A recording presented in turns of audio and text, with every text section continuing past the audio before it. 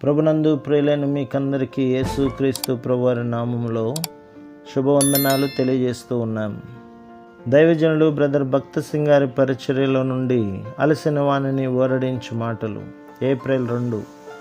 యెహోవా యందు నమ్మిక ఉంచువారు సియోను కొండవలే నుందురు. కీర్తన గ్రంథం 125వ అధ్యాయం 1వ వచనం. యెహోవా పండుగలను ఆచరించుటకు ఇశ్రాయేలీయులు యెరూషలేమునకు పోవునప్పుడు యెరూషలేము చుట్టూనున్న పర్వతములను ఎక్కవలసి వచ్చేది. ఆ సమయంలో వారు అబ్రహాము, ఇస్సాకు, యాకోబులకు తమ పితరులకు దేవుడిచ్చిన వాగ్దానములన్నింటినీ జ్ఞాపకం చేసుకొనిరి. వారు ఇబ్బందుల ద్వారా వెళ్ళుచున్నప్పుడు ప్రతి సమయంలో వారు పొందిన దేవుని సహాయమును ఈ వాగ్దానములు జ్ఞాపకము చేసినవి. వారెన్ని పతనములు, అవిధేయతలు, తిరుగుబాటులు కలిగిన వారైనప్పటికీ కృపా కనికరములు గల దేవుడు వారి ప్రార్థనలను ఆలకించి వారికి విడుదల దయచేసెను. మార్పు చెందని ఆ యెరూషలేము పర్వతములను వారు చూచినప్పుడు ఆయన మార్పులేని దేవుడు అను మలాకి 3వ అధ్యాయం 6వ వచనములోనున్న దేవుని వాగ్దానము జ్ఞాపకము చేయబడిను. వారు మానవ మాతృలుగా దేవునికి ఎదురు తిరిగిరి, ఆయనను గాయపరిచి బాధపరిచిరి, కానీ ఆయన మార్పు చెందలేదు. ఆయన నమ్మదగిన దేవుడు. మనము తగ్గించుకొని ఆయన ఎదుట మన పాపములను ఒప్పుకొని ఎడల ఆయన క్షమించుటకు సిద్ధముగానున్నాడు.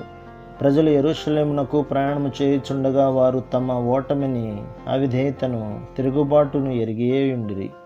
అయితే వారు యెరూషలేము పర్వతములను చూడగానే దేవునికి ఆయన నిబంధనను, వాగ్దానములను జ్ఞాపకము చేసిన ఎడల ఆయన వారిని క్షమించును అను నిరీక్షణ కలిగినది.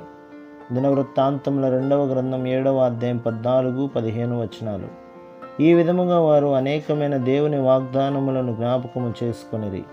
యెరూషలేము చుట్టూనున్న ఆ పర్వతములను చూడగానే వారు నూతన విశ్వాసమును, నిరీక్షణను పొందిరి. వారి పాపములు, అవిధేయతను బట్టియే శక్తిని, విశ్వాసమును కోల్పోయిరని వారు ఎరుగుదురు. ఆయన ప్రేమగల, దయగల దేవుడని వారు ఆయన యందు విశ్వాసముంచిన ఎడల ఆయన మరలా వారి వైపు తిరుగునని వారికి జ్ఞాపకము చేయబడినది.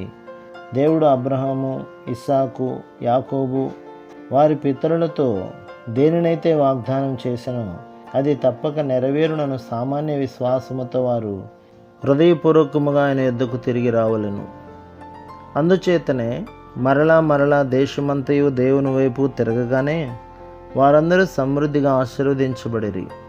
వారు తమ పాపమును బట్టి, అవిధేయతను బట్టి చెదరగొట్టబడి, బాధించబడి, శిక్షించబడిరి. కానీ వారు తమను తాము తగ్గించుకొనగానే దేవుడే వచ్చి వారికి సహాయం చేసి వారిని ఆశీర్వదించెను.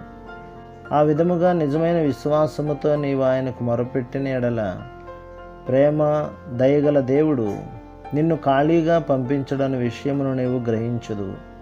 యోహాను రాసిన మొదటి పత్రిక 1వ అధ్యాయం 9లో మన పాపములను మనం ఒప్పుకొని ఎడల ఆయన నమ్మదగిన వాడును, నీతిమంతుడును గనక ఆయన మన పాపములను క్షమించి సమస్త దుర్నీతి నుండి మనలను పవిత్రులనుగా చేయును అని చదువుచున్నాము.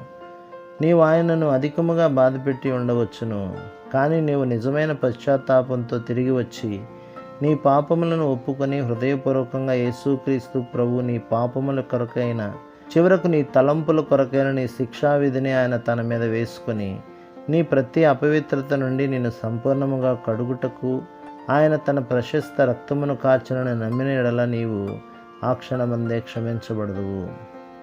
ప్రభు మిమ్మును, మీ కుటుంబమును, మీ సంఘమును దీవించి ఆశీర్వదించునుగాక. ఆమేన్.